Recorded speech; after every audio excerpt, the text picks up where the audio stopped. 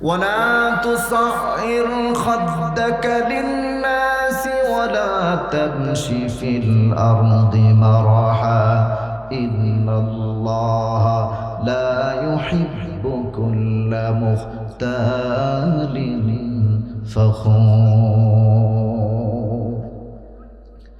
আল্লাহ রাব্বুল আলামিন কোন অহংকারী বান্দাকে পছন্দ করেন না। জমিনের ভিতরে যে দম্ভ ভরে চলে, অহংকারী হয়ে চলে, আল্লাহ তারে পছন্দ করেন না। ছোট্ট একটা ঘটনা মনে পড়ছে, বলবো খুব চমৎকার ঘটনা মনে পড়েছে। এই পৃথিবীর ভিতরে আল্লাহ 4 জন মানুষকে তাম পৃথিবীর বাদশাহী দিয়েছেন। কয়জন? জোরে বলেন কয়জন? আরো জোরে কয়জন? 4 জন মানুষকে আল্লাহ রাব্বুল আলামিন তাম পৃথিবীর রাজত্ব দিয়েছেন। এর ভিতরে মুসলমান 2 জন আর কাফের 2 জন। কাফের 2 জন, মুসলমান। কাফের 2 জনের মধ্যে একজনের নাম হলো বখতেনসর, আর একজনের নাম হলো নমরুদ। মুসলমান 2 জনের মধ্যে একজনের নাম হলো হযরত সুলাইমান আলাইহিস সালাম, আর একজনের নাম হলো বাদশা যুলকারনাইন। যুলকারনাইনকে আল্লাহ রাব্বুল আলামিন এই পৃথিবীতে 1600 বছর হায়াত দিয়েছিলেন। সুবহানাল্লাহ, সকালে কইেন কত বছর? 1600 বছর হায়াত আল্লাহ রাব্বুল আলামিন বাদশা যুলকারনাইনকে দিয়েছেন। কোরআনের ভাষায় তার নাম হলো যুলকারনাইন, বাংলায় তার নাম হলো ইস্কান্দার, আরবিতে তার নাম হলো ইস্কান্দার, বাংলায় তার নাম হলো সেকান্দার, ইংরেজিতে তার নাম হলো আলেকজান্ডার, কোরআনের ভাষায় তার নাম হলো যুলকারনাইন। এই যুলকারনাইন বাদশাকে আল্লাহ তাআলা তাম পৃথিবীর রাজত্ব দিয়েছিলেন। তাকে মুজিজা স্বরূপ একটা ঘোড়া আল্লাহ তাআলা দান করেছেন। কি দান করেছেন? ঘোড়াটা এত স্পিড ছিল, এত দ্রুত গতিতে চলতো, কিতাবের মধ্যে এসেছে বাদশা যুলকারনাইনের ঘোড়াটা যখন 1 কদম সামনের দিকে বাড়াইতো 12,000 মাইল সামনে চলে যেত। 1 কদম বাড়াইলে 12,000 মাইল চলে যেত। তিনিও তাম পৃথিবীর রাজত্ব করেছেন। মুসলমান 2 জনের মধ্যে আরেকজনের নাম হলো হযরত সুলাইমান আলাইহিস সালাম। সুলাইমান আলাইহিস সালামকে আল্লাহ রাব্বুল আলামিন তাম পৃথিবীর রাজত্ব দিয়েছেন। খুব মজার কথা আসতেছে সামনে। তাকে যখন আল্লাহ রাব্বুল আলামিন তাম পৃথিবীর রাজত্ব দিলেন, রাজত্ব দেওয়ার পরে তিনি নবীও হলেন। তাকে আল্লাহ নবুয়তিও দিলেন, রাজত্ব দিলেন। দেওয়ার পরে হযরত সুলাইমান আলাইহিস সালামকে আল্লাহ তাআলা মুজিজা দিয়েছেন। কি দিয়েছেন? মুজিজা দিয়েছেন, একটা আংটি। কি? জোরে কোন? আংটি, একটা মুজিজা দিয়েছেন। ওই আংটিটা যখন তিনি ব্যবহার করতেন তখন তিনি গাছপালা, তরুলতা, পাখি, পশুর ভাষা বুঝতে পারতেন। আংটি পরিহিত অবস্থায় তিনি বাতাসের সাথে কথা বলতেন। যখনই তিনি আংটি পরতেন জিন জাতি পর্যন্ত তার কাছে আসে অনুগত হয়ে যেত। এটা আল্লাহ রাব্বুল আলামিনের পক্ষ থেকে তাকে হাদিয়া দেওয়া হয়েছিল। এই আংটিটা আল্লাহ তাআলা মুজিজা স্বরূপ তাকে দান করেছেন। হযরত সুলাইমান আলাইহিস সালাম যখন এই আংটি পরতেন তখন তিনি পিঁপড়ার ভাষাও বুঝতেন। সুবহানাল্লাহ। কারণ কোরআনে সেই ঘটনা আছে না নাই? আল্লাহ রাব্বুল আলামিন বলেন, ক্বালাত নামলাতুন ইয়া আইয়ুহান নামলু দুখুলু মাসাকিনাকুম লা ইয়াহতিমান্নাকুম সুলাইমান ওয়া জুনুদুহু ওয়া হুম লা ইয়াশউরুন। পিপিলিকারা কথা বলতেছিল, সুলাইমান দূর থেকে বুঝলেন। শুধু এতটুকু নয়, সুলাইমান আলাইহিস সালামের একটা মন্ত্রী ছিল। ওই মন্ত্রীটার নাম হলো হুদহুদ। মন্ত্রীটার নাম কি? খনিজ মন্ত্রী। খনিজ মন্ত্রণালয়ের দায়িত্ব ছিল তার। অর্থাৎ হুদহুদ পাখি আসমানে উড়ে যাওয়া অবস্থায় যখন সে উড়ে উড়ে যাইতো, মাটির দিকে তাকাইতো, মাটির নিচে 100 হাত, 200 হাত, 300 হাত মাটির নিচেও যদি কোনো খনি থাকতো, স্বর্ণের খনি অথবা কোনো পানির সন্ধান যদি থাকতো, হুদহুদ পাখি আকাশে উড়ে উড়ে সেটা দেখতে পাইতো। কেমন তীক্ষ্ণ দৃষ্টি আল্লাহ তারা দিয়েছেন। মাটির নিচে কোন জায়গায় পানির সন্ধান আছে হুদহুদ বের করে দিত, মাটির নিচে কোন জায়গায় স্বর্ণের খনি আছে বের করে দিত, কোন জায়গায় কয়লার খনি আছে, কোন জায়গায় কি কি আছে সব হুদহুদ পাখি বের করে দিত। এই জন্য সুলাইমান আলাইহিস সালাম তারে তার মন্ত্রিত্বের দায়িত্ব দিয়েছিলেন।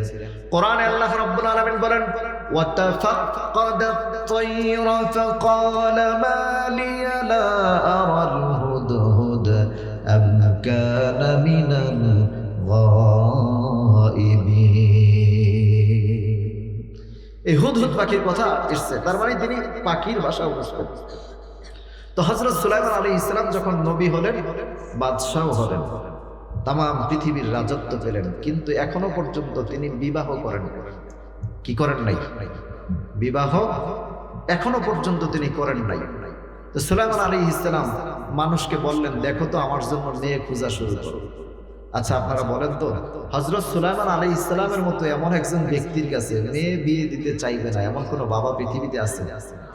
অথবা এমন কোনো মেয়ে কি পাওয়া যাবে না যে কিনা সুলাইমানের স্ত্রী হতে চাইবে না? কারণ তার স্ত্রী হইতে পারলে তাম পৃথিবীর বাদশার রানী, ঠিক কিনা? সবাই তো চায় যে সুলাইমান আলাইহিস সালামের স্ত্রী হওয়া যায় কিনা। খুব সংক্ষেপ করে কথাগুলো বলবো। হযরত সুলাইমান আলাইহিস সালাম এবার চিন্তা করলেন যে আমার বিবাহ করা দরকার। বিভিন্ন জায়গায় সংবাদগুলো ছড়ায় দেওয়া হলো, বিভিন্ন দেশের সবচেয়ে পরমা সুন্দরী সরসী তরুণী যত গুণে গুণান্বিত মেয়ে আছে প্রস্তাব নিয়ে আসা হচ্ছে। সুলাইমান আলাইহিস সালাম দেখেন, আবার বলেন দেখো তো আরেকটু ভালো পাওয়া যায় কিনা। আবার একটু দেখেন, আরেকজন দেখেন, বলে দেখো তো আরেকটু ভালো পাওয়া যায় কিনা। এমন করতে করতে প্রায় 6 মাস পর্যন্ত সুলাইমান আলাইহিস সালাম শুধু মেয়েই দেখতেছেন, কিন্তু তার মেয়ে পছন্দ হয় না। এখন এমন অবস্থা হয়েছে 6 মাসে প্রায় 1000-এর উপরে মেয়ে দেখে ফেলছে। তো যখন কোনো জায়গা থেকেই সুলাইমান আলাইহিস সালামের মেয়ে পছন্দ হচ্ছে না, এই খবরটা ছড়াইতে ছড়াইতে দেখবেন দেশের একটা সংবাদ পুরো দেশে ছড়াইতে যত সময় লাগে, কিন্তু এই সংবাদটা গোটা বিশ্বে ছড়ায়া যায়। কিন্তু নদীর মাঝখানে যারা থাকে এদেরকে কি বলে? বেদে বলে বা জেলে বলে। এই জেলে পল্লীর লোকেরা, নদীর দুই পাশে নদী, মাঝখানে চর, এই চরাঞ্চলের ভিতরে যখন জেলেরা থাকে ওখানে কোনো সংবাদ যায় না। কিন্তু সুলাইমান আলাইহিস সালামের এই সংবাদটা গোটা দেশে ছড়াইতে ছড়াইতে একেবারে জেলে পল্লী পর্যন্ত চলে গেছে। তাম পৃথিবীর বাদশার বিয়ের খবর জেলে পল্লীতেও আছে। এখন মানুষ শুধু বলা বলি করতেছে যে আমাদের দেশের সুলাইমানটা, তার কোনো মেয়েই কি পছন্দ হবে না? দেশে কি আর মেয়ের এতই অভাব? তিনি কেন কোনো মেয়েকে পছন্দ করেন না? তো ঘটনাক্রমে একদিন দুপুরবেলা এক জেলে তার স্ত্রীকে, এক জেলের স্ত্রী তার মেয়েকে, খাবারের পরে দেখবেন গ্রামের বাড়িতে মহিলারা তাদের মেয়েদের মাথার চুল বেনি করে দেয়, দেয় কি দেয় না? তো ঠিক এরকম চুল আছড়ে দিচ্ছে, বেনি করে দিচ্ছে, আর বলতেছে, মা শুনছিস আমাদের দেশের যে পয়গম্বর সুলাইমান তিনি নাকি বিয়ে করবেন, কিন্তু তার কোনো মেয়ে পছন্দ হয় না। বিভিন্ন দেশ থেকে তার জন্য প্রস্তাব আসতেছে, কিন্তু তার কোনো মেয়েই পছন্দ হয় না। মেয়েটা এবার বলতেছে, মা আসলে কি সত্য? বলে হ্যাঁ সত্য। এবার মেয়েটা বলতেছে, ও মা, যেহেতু পয়গম্বর সুলাইমান আলাইহিস সালামের কাছে সুন্দরী সুন্দরী নারীদের প্রস্তাব দেওয়া হয়েছে, বড় বড় শিল্পপতির মেয়েদের প্রস্তাব দেওয়া হয়েছে, বড় বড় গভর্নরদের প্রস্তাব দেওয়া হয়েছে, মেয়েদের প্রস্তাব দেওয়া হয়েছে, যেহেতু তিনি পছন্দ করেন না, তবে আমার মনে হয় আমার পক্ষ থেকে তার কাছে যদি প্রস্তাব দেওয়া হয়, আমার মনে হয় পয়গম্বর সুলাইমান রাজি হয়ে যাবে। আচ্ছা বলেন তো, এইটা 19-20 না 0-20? সম্পর্কটা কেমন হয়? 19-20 তো অনেক পরে, 0-20ও তো হয় না। হয় কোনোভাবে মানানসই প্রস্তাব। তাম পৃথিবীর বাদশা আর একজন জেলের মেয়ে। যখন এই কথা বলছে, সাথে সাথে জেলের স্ত্রী আঙ্গুল দিয়ে জোরে একটা আঘাত করছে। আমাদের দেশের ভাষায় বলা হয় ঠুয়া মারছে। আপনারা কি বলেন? ঠুয়া মারছে নাকি? জোরে একটা আঘাত করছে, মাথার ভিতরে এত জোরে করছে, সাথে সাথে মেয়ের চোখ দিয়ে ঝরঝর করে পানি পড়ছে। মেয়েটা ডেকে বলতেছে, মা আমি তো এখনো পর্যন্ত প্রস্তাব পাঠাই নাই, কেবলমাত্র আশা করেছি। আশা করতে তো দোষ নাই, আছে? কথা বলেন, আশা করতে দোষ আছে? কারণ আল্লাহ রাব্বুল আলামিন নিরাশ হতে না করেছেন। আল্লাহ রাব্বুল আলামিন বলেন, কুল ইয়া ইবাদিয়াল্লাযীনা আসরাফু আলা আনফুসিহিম লা তাকনাতু মির রাহমাতিল্লাহ ইন্নাল্লাহা ইয়াগফিরুয যুনুবা জামিআ। আল্লাহু আকবার বলেন। আল্লাহ ডেকে বলেন, বান্দারে, এরে বান্দা, তুই যদি গুনাহ করতে করতে এত বেশি পরিমাণ গুনাহ করে ফেলো, এখন আমার সামনে দাঁড়াইতে তোর ভয় হয়, লজ্জা হয়। এরে বান্দা, তোর ওই সময় কোনো ভয় নাই, লজ্জা নাই। লা তাকনাতু মির রাহমাতিল্লাহ, আমি আল্লাহর সামনে এসে দাঁড়াবি। ইন্নাল্লাহা ইয়াগফিরুয যুনুবা জামিআ, আমি আল্লাহ সব গুনাহ তোর মাফ করে দেব। হাদিসে কুদসির মধ্যে এসেছে, আল্লাহ বলেন, লাউ বালাগাত যুনুবুকা আনানাস সামা, তোমার গুনাহগুলো যদি উপরে উঠতে উঠতে একেবারে আকাশের মেঘমালা পর্যন্ত পৌঁছে যায়, ফাস্তাগফিরতালি, এরপর তুমি যদি আমার কাছে আইসা মাফ চাও, লাগাফারতু লাক, আমার আল্লাহ বললেন অবশ্যই আমি তোমারে মাফ করে দেব। মেয়েটা বলতেছে, না আমি তো এখনো পর্যন্ত। অন্য অন্য জায়গায় দেখবেন, গ্রামে একটা কথা একটা মহিলার কান থেকে আরেক কানে যদি যায়, কোনো এক মহিলার কাছ পর্যন্ত যদি যায়, ওই কথাটা ছড়াইতে ফেসবুক লাগে না? লাগে? কথা কান লাগে? আপনাদের দেশের মহিলারা ভালো আছে, হ্যাঁ? হায় হায়, আপনারা এই কথা বললে আছে ঘরে ঢুকতে দিবে না। দেখবেন ফেসবুক লাগবে না, ইন্টারনেটে ছাড়া লাগবে না, সাথে সাথে পুরো এলাকা গরম হয়ে যায়, ঠিক কিনা কম? এইটা ঠিকটা তো একটু জোরে আসছে। তো যাই হোক, পুরা দেশের মধ্যে, পুরা জেলে পল্লীর মধ্যে ছড়ায় গেছে, অমুক জেলে তার মেয়ে সুলাইমানের স্ত্রী হইতে চায়। যখন কথাটা এভাবে ছড়ায় গেছে, যাওয়ার পরে এবার নদীর এপার থেকে আস্তে আস্তে ওই পারে গেছে কথাটা, একেবারে যাইতে যাইতে যাইতে যাইতে হযরত সুলাইমানের সিংহাসন পর্যন্ত কথাটা চলে গেছে। সুবহানাল্লাহ। সুলাইমান আলাইহিস সালামের সিংহাসনে গেছে যখন, সুলাইমান এখনো শুনেন নাই, মন্ত্রীরা শুই না একজন আরেকজনের দিকে তাকায় তাকায় মিট মিট করে হাসে। সুলাইমান জিজ্ঞাসা করতেছে, কি হয়েছে বলো তো, তোমরা হাসো কেন? বলে না কিছু না, বলতেও সাহস পায় না। তো বারবার জিজ্ঞাসা করার পর সুলাইমান আলাইহিস সালাম ধমক দিলেন যে তাড়াতাড়ি বলো কি হয়েছে, তোমরা কেন হাসতেছো? তো একজন মন্ত্রী সাহস করে উঠে বলতেছে, বাদশাহ আপনি কি বিয়ে করবেন? যদি করেন তো করেন, না হইলে অন্তত পক্ষে আমাদেরকে প্রয়োজনে আরেকটা করে করায় দেন, তারপরও আপনি বিয়ের জন্য মেয়ে দেখা বন্ধ করেন। বলে কেন, কি হয়েছে? বলতেছে, শেষ পর্যন্ত আপনার জন্য প্রস্তাব পাঠাইতে একটা জেলের মেয়ে সাহস পেয়ে গেছে। কথাটা তাকে ছোট করার মতো হয়ে গেল না? সুলাইমান আলাইহিস সালাম চিন্তা করলেন যে ওদের সামনে তো আমার ছোট হইতে গেলে দেখতে বেমানা। তিনি এই চিন্তা করে তাৎক্ষণিক লাফ দিয়া সিংহাসন থেকে দাঁড়ায় গেছে। দাঁড়ায় বলতেছে, কত বড় সাহস, আমার স্ত্রী হওয়ার স্বাদ তার কেমনে জাগলো আমি এটা দেখে দেখে। যদিও তিনি তার আমিত্ব বজায় রাখার জন্য কথাটা বলেছেন, কিন্তু রব্বে কাবা আরশের মালিক কথাটা সহ্য করেন নাই। কারণ আল্লাহ এই ধরনের কথা কোনো পয়গম্বর থেকে পছন্দ করেন না।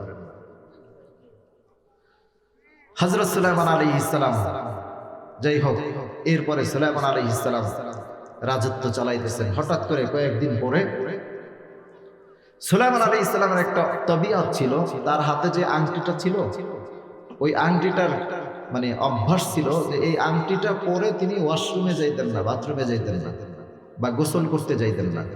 আংটিটা খাদেমের কাছে রেখে যেতেন, খাদেম সেই আংটিটা রেখে দাঁড়ায়া থাকতো, তিনি বের হওয়ার পরে আবার আংটিটা করতেন, অর্থাৎ ওই অবস্থায় গিয়ে এই আংটিটা ব্যবহার করতেন না। তো ঘটনাক্রমে একদিন তার খাদেমের কাছে আংটিটা রেখে তিনি যখন গোসল করতে গেলেন, হাজত সারতে গেলেন, এমন সময় সুলাইমান আলাইহিস সালামের একটা দরবারে একটা দুষ্ট জিন ছিল। এটার দীর্ঘদিনের খাহেশ যে মানুষের রাজত্ব সে পরিচালনা করবে। কিন্তু কোনোভাবেই সে এটা করতে পারতেছে না। হঠাৎ করে তার মাথায় বুদ্ধি আসলো, সুলাইমান তো ওই সময় আংটিটা খুইলা দিয়ে যায়। সে এই সুযোগটা কাজে লাগিয়ে সুলাইমান যখন ভিতরে গেলেন, সাথে সাথে একেবারে পরিপূর্ণ সুলাইমান আলাইহিস সালামের সূরত ধরলেন। সূরত ধরে খাদেমের কাছে গিয়ে বলে, আংটিটা দাও। খাদেম তো আর দেখা বুঝে নাই যে এটা সুলাইমান না নকলটা, না বুঝা তাড়াতাড়ি করে আংটি বের করে দিয়ে দিছে। খাদেম আংটি দেওয়ার সাথে সাথে দুষ্ট জিন আংটি পরে সিংহাসনে গিয়ে বসছে। বৈশাই প্রথম বলতেছে, ও আমার দেশের র্যাব, পুলিশ, আর্মি, বিডিআর যা কিছু আছে, মানে ওই যুগে যারা ছিল, সবাই ভালো করে শুনে রাখো, আমাদের দেশে একটা সুলাইমান, নকল সুলাইমান বের হয়েছে, দেখতে ঠিক আমার মতো। তবে তোমরা আসল সুলাইমান চিনবা যার হাতে আংটি আছে, তারে দেখে। থিওরি ঠিক আছে কিনা, তার যুক্তি ঠিক আছে কিনা। আর ওই নকল সুলাইমান যদি তোমরা দেখতে পাও, দেখার সাথে সাথে তারা যদি মেরে ফেলতে না পারো, তাহলে কিন্তু দেশের ভিতরে বিশাল বড় গন্ডগোল লেগে যাবে। এদিকে পয়গম্বর সুলাইমান আলাইহিস সালাম আস্তে আস্তে করে, পয়গম্বর তার তো তাড়াহুড়ার কিছু নাই, তিনি আস্তে আস্তে করে জরুরত ছেড়ে গোসল করে তিনি যখন বের হলেন, সিংহাসনের চতুর্দিকে কড়া পাহারা লাগানো হয়েছে। এদিকে সুলাইমান আলাইহিস সালাম বের হয়ে খাদেমকে খুঁজে বের করে বলতেছেন, কই আংটিটা দাও। খাদেম এবার একবার মাথার দিকে তাকায়, একবার পায়ের দিকে তাকায়। ও বুঝছি আপনি মনে হয় নকলটা। আসলে কি উনি আসল না নকল? কথা বলেন, আসল না নকল? বলতেছে, বুঝতে পারছি আপনি মনে হয় নকলটা। বলে, কি বলো, বুঝাইয়া বলো। খাদেম বলতেছে, আমার বলার দরকার নাই, আপনি সামনে যান তাহলেই বুঝবেন। আংটি তো আমার কাছে নাই। হযরত সুলাইমান সামনের দিকে যাচ্ছে, সিংহাসনের দিকে আগাইতেছে। হঠাৎ করে দূর থেকে কয়েকটা লোক দেখলো যে এটাই তো দেখতে সুলাইমানের মতো দেখা যাচ্ছে। ওই দুষ্ট জিন বলে দিছে, আগে কোনো কথা বলতে দিবা না, তারে কথা বলার সুযোগও দিবা না, যদি সাথে সাথে মেরে ফেলতে না পারো তাহলে কিন্তু সর্বনাশ। দূর থেকে একটা লোক এসে সুলাইমান আলাইহিস সালামের গায়ে আঘাত করা শুরু করলো। তার দেখা দেখি আরো কয়েকজন এসে সুলাইমান আলাইহিস সালামের গায়ের মধ্যে আঘাত করা শুরু করলো। সুলাইমান কথা বলতে চান, কিন্তু কথা বলার সুযোগটাও দেয় না। হঠাৎ করে দূর থেকে একটা লোক এসে একটা লাঠি দিয়ে পয়গম্বর সুলাইমান আলাইহিস সালামের মাথার উপরে আঘাত করলো। এত জোরে আঘাত করেছে, মাথাটা ফেটে ফিনকির দিয়ে রক্ত বের হয়ে যায়। পয়গম্বর সুলাইমান বেহুশ হয়ে জমিনে পড়ে যায়। লোকেরা ভাবলো মনে হয় সুলাইমান মারা গেছে। কয়েকজন মিলে সিদ্ধান্ত নিল, ওরে নিয়ে নদীতে ফেলাই দিয়ে আসো। আবার কেউ কেউ বললো সমুদ্রের পাড়ে রেখে আসো। কয়েকদিন পরে এই যেই তাপ, রৌদ্র যে যতটা বেশি, যেই পরিমাণ তাপ, এই কয়েকদিন পরে এমনি পচে গলে যাবে।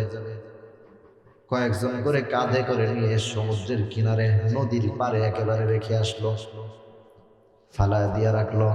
ওরা চলে আসলো। এদিকে দুপুর ঘনায় গেছে।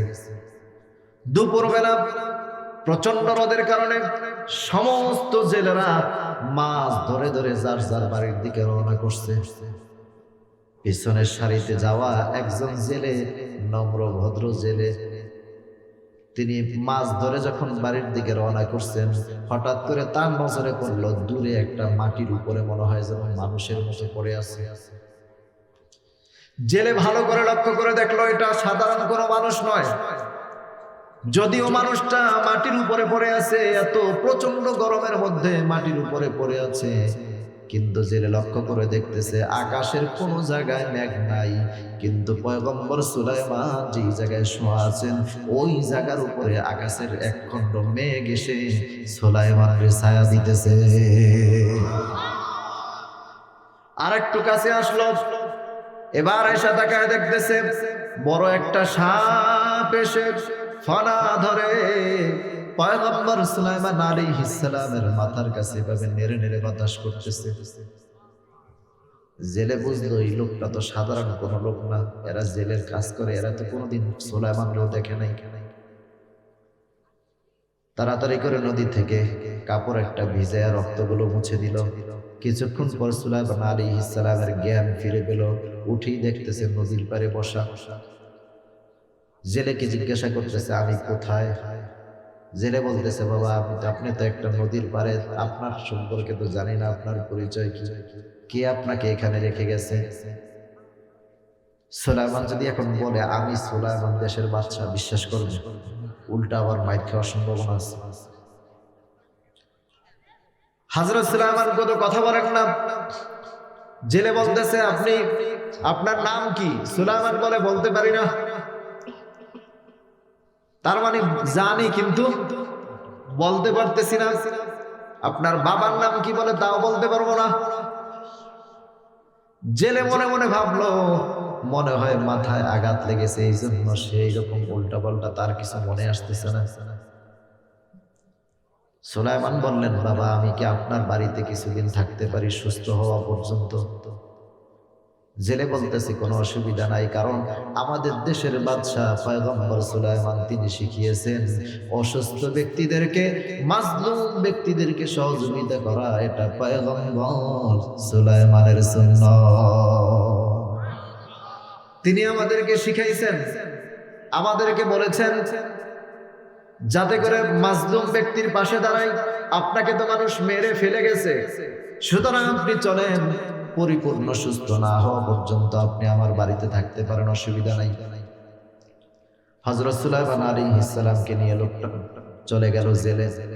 জেলে যখন বাড়িতে গেল, বাড়িতে যাওয়ার পরে এবার হযরত সুলাইমান আলাইহিস সালাম তার বাড়িতে মেহমান। ঘটনাক্রমে যেই দিন হযরত সুলাইমান আলাইহিস সালাম জেলের বাড়িতে গেল, ওই দিনের পরের দিন থেকে জেলে যদি আগে মাছ পাইতো 5 কেজি, এখন পায় 50 কেজি। আরো জোরে, আরো চিল্লা এখন। আগে যদি মাছ পাইতো 10 কেজি, এখন পায় 50 কেজি। কত কেজি? আগে যতটুকু মাছ পাইতো এখন তার চাইতে অনেক বেশি গুণে মাছ পায় হযরত সুলাইমান আলাইহিস সালাম, কারণ তার বাড়িতে মেহমান, ঠিক কিনা? এখন কোন কোন বর্ণনা এসেছে 15 থেকে 20 দিনের মধ্যে সুলাইমান সুস্থ হয়ে গেছে। হযরত সুলাইমান আলাইহিস সালাম 20 দিনের মধ্যে সুস্থ হয়ে গেছেন। এই 20 দিন জেলে এত বেশি পরিমাণ মাছ পেয়েছে, জিন্দেগিতে আর কোনোদিন এত মাছ দেখেও নাই। হযরত সুলাইমান আলাইহিস সালাম এখন পুরোপুরি সুস্থ। জেলে ভাবলো এই ছেলেটা আমার বাড়িতে আসার পর থেকেই তো এই অবস্থা, এখন তো সুস্থ হয়ে গেছে, চলে গেলে তো আমার এই নিয়ামত চলে যাবে, আমি আর বেশি মাছ পাবো না। এবার আয়েশা সুলাইমান আলাইহিস সালাম চিন্তা করতেছে ওরে কিভাবে রাখা যায় আমার বাড়িতে। আয়েশা বলতেছে বাবা আপনাকে মানুষ মেরে ফেলে রেখে গেছে, আবার যদি আপনি যান তাহলে তো আবারও মারবে। জেলের যুক্তিও ঠিক আছে, ঠিক আছে না? আপনি যদি আবার যান, আবার গেলে আপনাকে আবারও মারবে, সুতরাং আপনার আর যাওয়ার দরকার নাই। আমার এই কয়দিনে যেই পরিমাণ মাছ পাইছি তাতে আমার আরো একটা নৌকা কেনার টাকা হয়ে গেছে, আরো একটা জাল কেনার টাকা হয়ে গেছে। তার চেয়ে আমি আপনার একটা নৌকা আর একটা জাল কিনে দেই, আমার সাথে আপনি এখন থেকে মাছ ধরে। সুলাইমান আলাইহিস সালাম চিন্তা করলেন যাক তাম পৃথিবীর ভিতরে কোথাও তো আর জায়গা নাই, তাও একটা বাড়ির কাজের লোক হিসেবে তো জায়গা পাইলাম।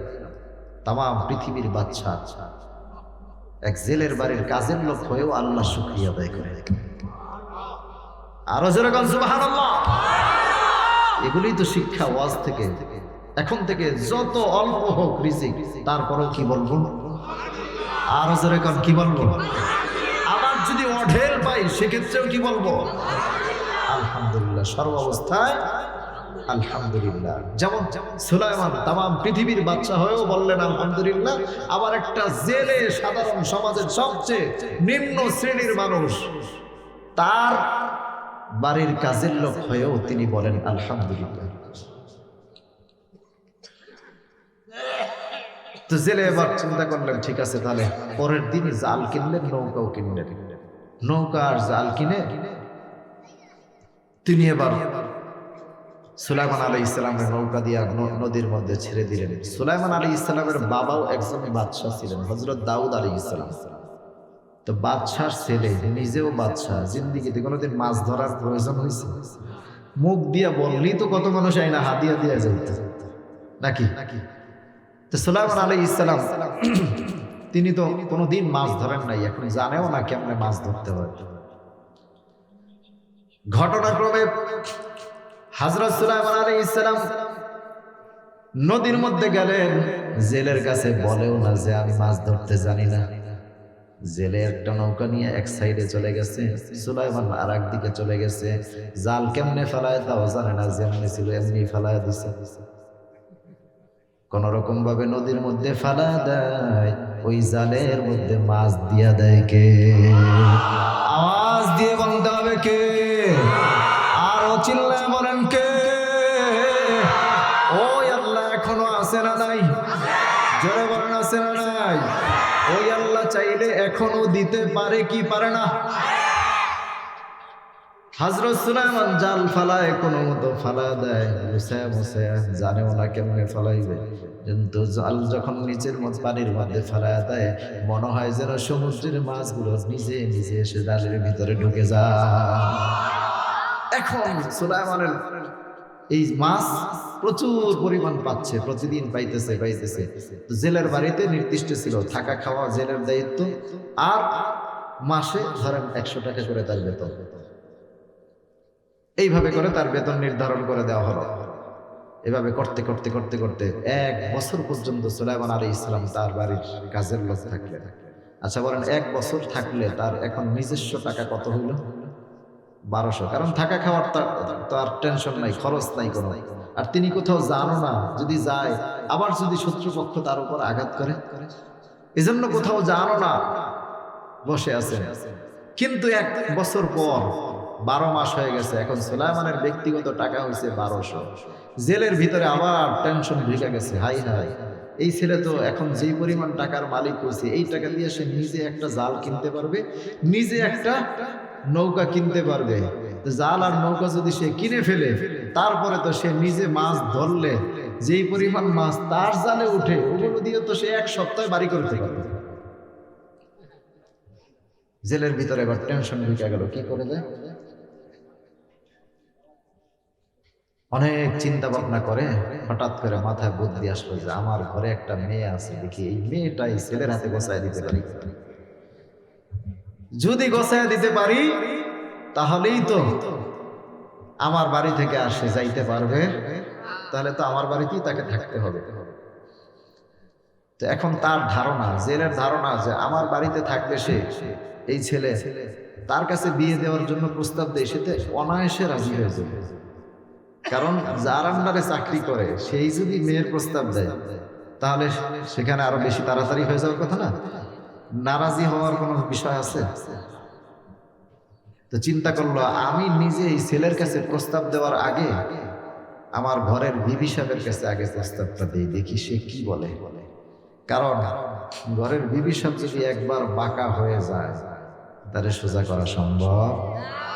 এই জন্য আমি বলি, কারো কারো ঘরে থাকে বিবি সাপ, আর কারো কারো ঘরে থাকে জাতি সাপ। কথা কন ঠিক কিনা? যারা কন ঠিক কিনা? আপনাদের ঘরের সব বিবি সাপ। জেলে চিন্তা করলো, আমার ঘরেরটা যদি জাতি সাপের মতো ফোঁস করে উঠে, তাহলে তো আর এই ছেলের কাছে মেয়ে বিয়ে দিতে পারবো না। কারণ জেলে সুলাইমানরে যত কাছে থেকে দেখছে, তার ঘরের স্ত্রী তো আর এতটা দেখে নেই। রাতের বেলা শোয়ার পরে স্ত্রীকে বলতেছে, দেখো তোমার কাছে কিছু কথা জিজ্ঞাসা করি। বলে, কি কথা? কথা হলো, আমাদের ঘরে যে মেয়েটা আছে, ছেলেটা আছে, আমাদের বাড়িতে যে ছেলেটা থাকে, ওই ছেলেটা দেখতে কেমন? বলে, না দেখতে তো সুন্দরী আছে। এই ছেলের চাল চলন কেমন? বলে, না তাও সুন্দর। ঘরের ভিতরে উকি ঝুঁকি মারার অভ্যাস আছে নাকি? এরকম এক শ্রেণীর লোক আছে না, উকি ঝুঁকি মারে, দেখে কোথায় কি আছে। বলে, এরকম অভ্যাস আছে? বলে, না তাও তো নাই। তো শেষ পর্যন্ত সব রকমের প্রশ্ন করার পর বলতেছে, কেন জিজ্ঞাসা করতেছেন একটু খুলে বলেন। বলতেছে, আসল বিষয় হলো এই যে, মানে আমাদের ঘরে যে একটা মেয়ে আছে, তোমার কি হুঁশ আছে? বলে, কেন? আমার বড় ইচ্ছা ছিল আমাদের এই মেয়েটারে এই ছেলের কাছে বিয়ে দিতে চাইতেছি। তুমি কি বলো? যখন এতক্ষণ কিন্তু খুব ভালো বলছে, ছেলের খুব প্রশংসা করছে। যখনই বলছে যে মেয়েটা বিয়ে দিতে চাই, সাথে সাথে স্ত্রী তেলে বেগুনে জ্বলে উঠছে। এখন স্ত্রী বলতেছে এই ছেলে যদি ভালোই হইতো তাহলে মানুষ করে মাইরা ফেলায় দিয়া গেল কেন? এরপরে বলতেছে এই ছেলের কাছে যদি মেয়ে বিয়ে দেই আমরা বিয়েই পাবো না, বিয়েন পাবো না, পুত্র পাবো না, জিয়ারি পাবো না, কোনো আত্মীয় স্বজন কিছু পাবো না। বিয়ের দিন ছেলের পক্ষের কোনো আত্মীয় স্বজন আনতে পারবে? যুক্তিগুলো ঠিক আছে কিনা? যেহেতু আনতে পারবে না, প্রয়োজনে মেয়েরে কেটে টুকরা টুকরা করে নদীতে ভাসায়া দেব, তারপরও এই ছেলের কাছে মেয়ে বিয়ে দেব না। জেলে কি আশা নিয়ে আসলো আর কি হয়ে গেল, সব শেষ। ওই দিন দুইজন দুই দিকে ফিরে ঘুমায় আসছে, চিন্তা করতেছে কি করা যায়। এর পরের দিন থেকে যত মাছ পায় মাছ বাজারে নিয়ে বিক্রি করে কিছু টাকা লুকায়া রাখে, গোপনে রাখে। এক সপ্তাহ 2 সপ্তাহ পরে মোটামুটি ভালো একটা টাকা হচ্ছে। এই টাকাটা দিয়া, এটা বউ জানে না, এই টাকাটা নিয়ে বাজারে গেছে। বাজারে গিয়ে সুন্দর একটা ড্রেস কিনছে, শাড়ি কিনছে, বাজারের সবচেয়ে দামি ব্র্যান্ডের মিষ্টি কিনছে। স্ত্রী যেই যেই জিনিস পছন্দ করে, পান সুপারি জর্দা যা কিছু আছে সব ভালোভাবে কিনছে, মিষ্টিও কিনছে। কিনা এরপরে রাত্রিবেলা আইসা বউরে ভালো করে খাওয়াইছে, শাড়িটা পরাইয়া দিছে। পরাইয়া দিয়া এবার স্ত্রীকে বলতেছে একটা কথা বলতাম, যদি কিছু মনে না করে। আপনারা বলেন তো আজকের রাত আর ওই 1 সপ্তাহ আগের রাত কি সমান? কথা বলেন সমান? স্ত্রী বলতেছে কি কথা, রাগের কথা না বললেই তো হয়। না, কথাটা রাগেরই, তবে তুমি যদি রাগ না করো। বলতেছে কথা হলো ওই যে 1 সপ্তাহ আগে বলছিলাম আমাদের মেয়েটা যদি এই ছেলের কাছে বিয়ে দিতাম মনে হয় আমাদের মেয়েটা খুব সুখী হয়ে যেত। স্ত্রী চিন্তা করতেছে এই মাত্র মিষ্টি খাওয়াইছে, এখন পর্যন্ত হজম হয় নাই, কেমনে না কই। চিন্তা করতে করতে হঠাৎ করে আর একদিকে ফিরা কইতেছে আপনি যদি আপনার মেয়েরে জলে ভাসায়া দেন আমি কিছু করতে পারবো? বোঝা যায় কি? জেলে কয় আলহামদুলিল্লাহ, ডাবল আলহামদুলিল্লাহ। পরের দিন হযরত সুলাইমান আলাইহিস সালামের সঙ্গে প্রস্তাব নিয়ে যাবে মেয়ের পক্ষ থেকে। প্রতিদিন সুলাইমান এক নৌকার মধ্যে ওঠে, জেলে আর এক নৌকার মধ্যে ওঠে। ওই দিন জেলে তার নৌকা স্টার্ট দেয় না, সুলাইমানের নৌকার মধ্যে উঠলো। নদীর মাঝখানে যাইয়া হযরত সুলাইমান আলাইহিস সালাম জাল ফালানোর পরে সুলাইমান আলাইহিস সালামকে জেলে বলতেছে বাবা আমি আপনার কাছ থেকে কিছু কথা জানতে চাই। বলে কি কথা? বলতেছে 1 নম্বর কথা হলো বাবা আপনি আমার বাড়িতে কতদিন ধরে আছেন? বলে আমি আপনাদের বাড়িতে 1 বছর হয়ে গেছে আছি। বলে 1 বছরের মধ্যে আপনি কি কোনোদিন আমার কোনো ঘরের কোনো মহিলা দেখছেন? বলে না, তা তো দেখি নাই। আপনি আমার বাড়ির ভিতরের কোনো মহিলাদের কোনো কণ্ঠের আওয়াজ পেয়েছেন? বলে না, তাও তো পাই নাই। 1 বছরের ভিতরে আপনি আমার বাড়ি থেকে কোনো মহিলার কোনো কাপড় বাইরে শুকাইতে দেখছেন? মহিলা বলতেছে না, তাও তো দেখি নাই। হযরত সুলাইমান আলাইহিস সালাম সুলাইমান বলতেছে না, তাও তো দেখি নাই। বলতেছে 1টা বছর হয়ে গেছে, আপনি আমার মেয়ে আছে না ছেলে আছে এগুলো কি জানেন? বলতেছে না, আমি তো কিছুই জানি না। হযরত সুলাইমান আলাইহিস সালাম যখন বললেন কিছুই জানি না, এবার জেলে বলতেছে বাবা তাহলে শুনে নেন, আমি আমার বাড়িতে আল্লাহ একটা মেয়ে দান করেছেন আমাকে। এই মেয়েটা দেখতে এত সুন্দরী হয়েছে, আল্লাহ তাআলা দুনিয়াতে জন্মাইছেন। ওই মেয়েটার দিকে তাকাইলে মনে হয় গোটা দুনিয়ার সব সৌন্দর্য আল্লাহ এই মেয়েটার মধ্যে দিয়ে দিছে। আমার মেয়েটা দেখতে বড় সুন্দরী, আমার ঘরে শুধুমাত্র আমার একটাই মেয়ে আছে, কোনো ছেলেও নাই মেয়েও নাই, একটাই মাত্র মেয়ে। আর আমি আমার স্ত্রী আমরা এই 3 জন ঘরের মধ্যে থাকি। আপনি কোনোদিন আমার ঘরের কোনো মহিলার আওয়াজ পান নাই, তার কারণ আমাদের দেশের পয়গম্বর সুলাইমান বলেছিলেন মা বোনদেরকে ঘরের মধ্যে পর্দা করানোর জন্য।